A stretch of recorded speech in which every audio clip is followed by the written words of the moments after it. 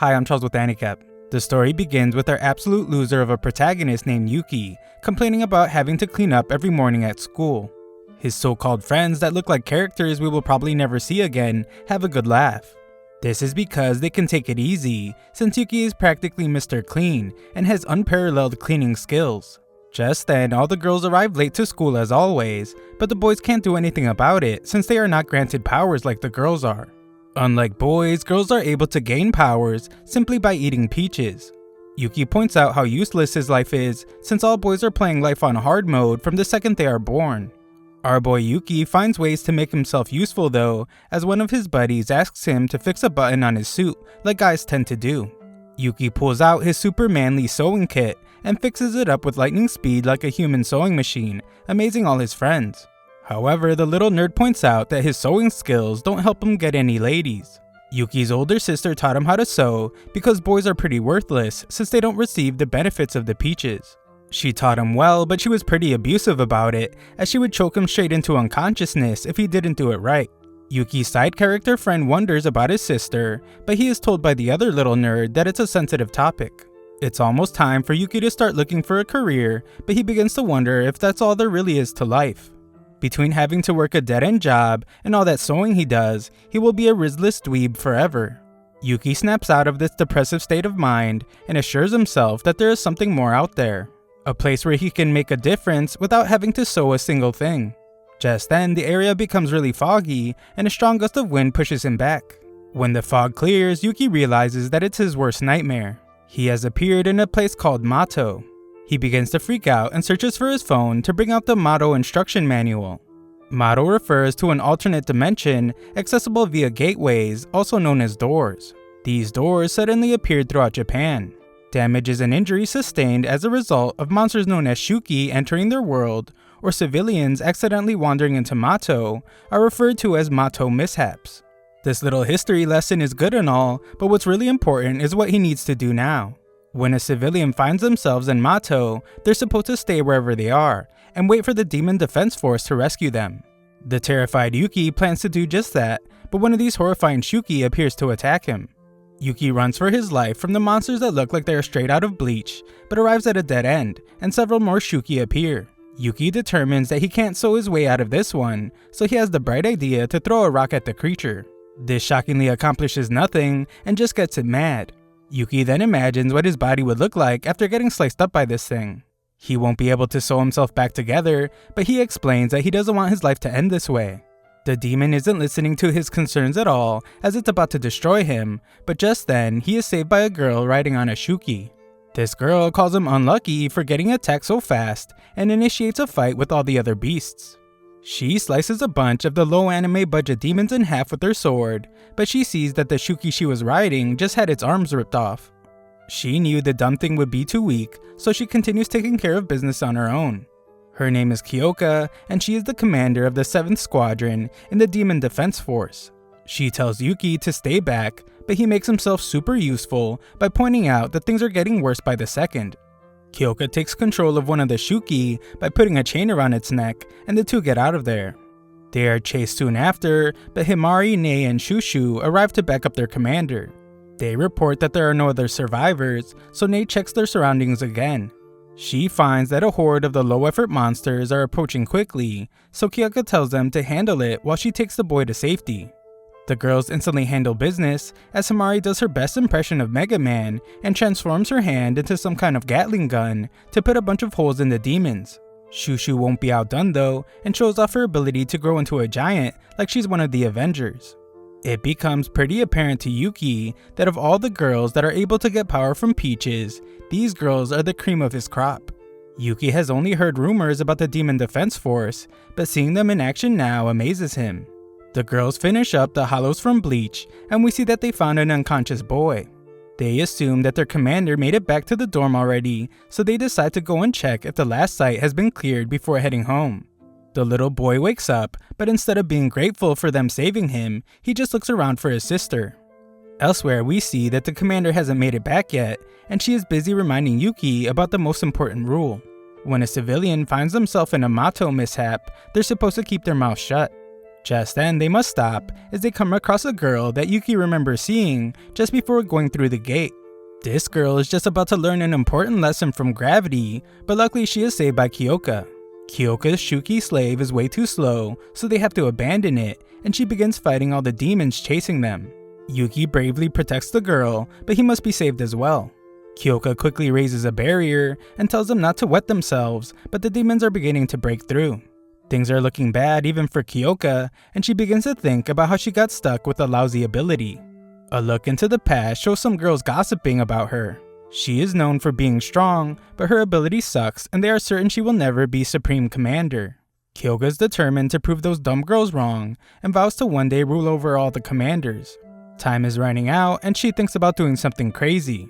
She has never tested her ability on a man before, so she has a serious decision to make. She tells Yuki that she needs something from him in order for them to escape, so of course the little dweeb is eager to do whatever it takes to survive. He doesn't get what he expected though, as Kyoka informs him that he's going to be her slave. The process seems like it might be a little risque, however, as Kyoka tells the little girl to get out of the way and close her eyes. Kyoka explains that if Yuki had enhanced strength, they would have a shot at making it out of there alive. Yuki can't believe that she wants him to fight the demons, but Kyoka manhandles him and reminds him that he said he would do whatever it takes. She then explains that it's time for him to bow down to her. These words hit Yuki like a truck-kun, and despite never even having touched the girl before, he reacts on instinct. Yuki holds her finger out to him, and for some strange reason, his instincts tell him to lick it. The second his disgusting tongue touches her probably dirty finger, chains of energy surround him. Immense power bursts out of his body, and Yuki transforms into a crazy-looking demon. He looks way more powerful now, and Kyoka is amazed to see that it actually worked. The other girls arrive and are shocked to see that their commander turned him into her slave. Yuki is insanely powerful as he slices right through a demon, and things have worked out way better than Kyoka could have imagined. Kyoka mounts him and commands him to show her what he's got. Yuki then starts ripping all the demons to shreds like a boss, flying through the air and slicing right through all of them like they don't even exist. Kyoka throws in some commands for good measure, and she is stunned by how fast he is. Kyoka reunites the little siblings, but everyone is startled when the demons start doing some reuniting of their own. The giant lump of demons becomes a huge demon, so Kyoka sends the others home so she can take care of business with Yuki.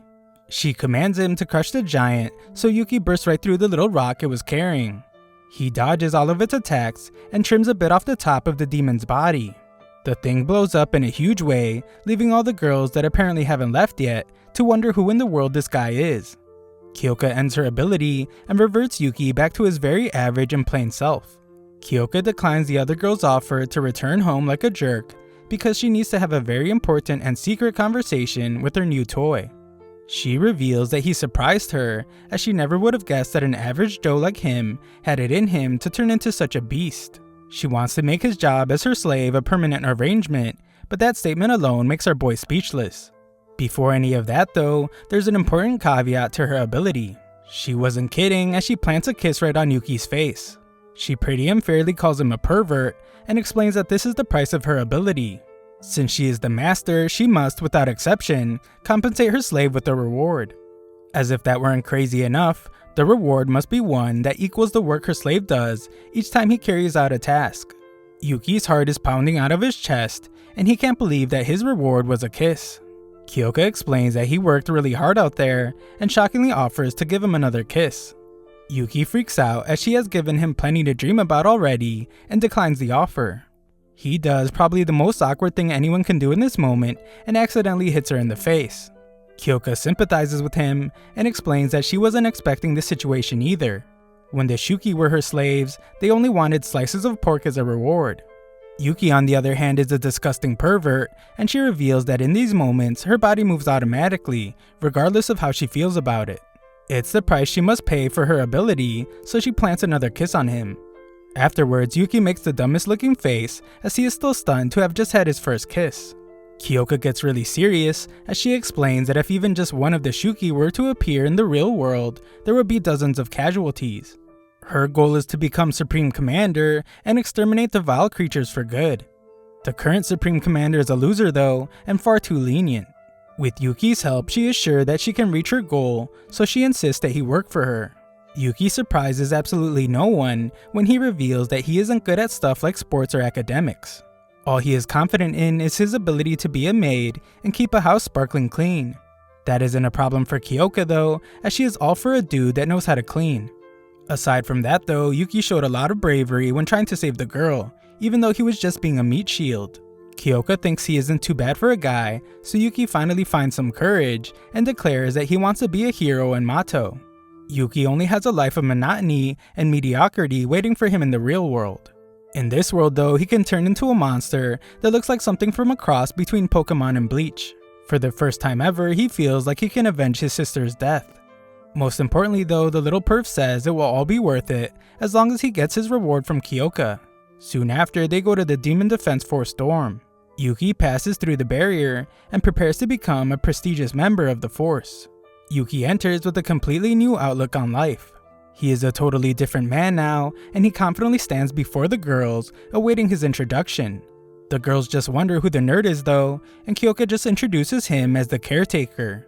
She explains that during battle, he will be her slave, but at the dorm, he is the girl's caretaker. Some of these girls have never even seen a boy before, but Kyoka explains that they are all very skilled fighters. They all have colorful personalities though, so their caretakers don't usually stick around for long. Yuki is the perfect fit though, because he is as dull as it gets, and he is great at cleaning. Yuki is furious since he thought he was going to be on the Demon Defense Force, but Kyoka explains that men are not allowed to join. She instructs the girls to make him feel at home, so they waste no time in telling him to do chores. Yuki can hardly keep up, but Nei is the only nice one among them and tells him that everything will be okay. The others are quick to point out that the little girl has superiority over him, so he better not disobey her. Yuki's dreams of having a meaningful life have been shattered as he goes into a deep depression for having to obey the orders of a child. Things might not be so bad though, as Kyoka kindly welcomes him to the squadron. Thanks for watching my recap. Sign up to my free newsletter if you want to show some support to the channel, link is in the description.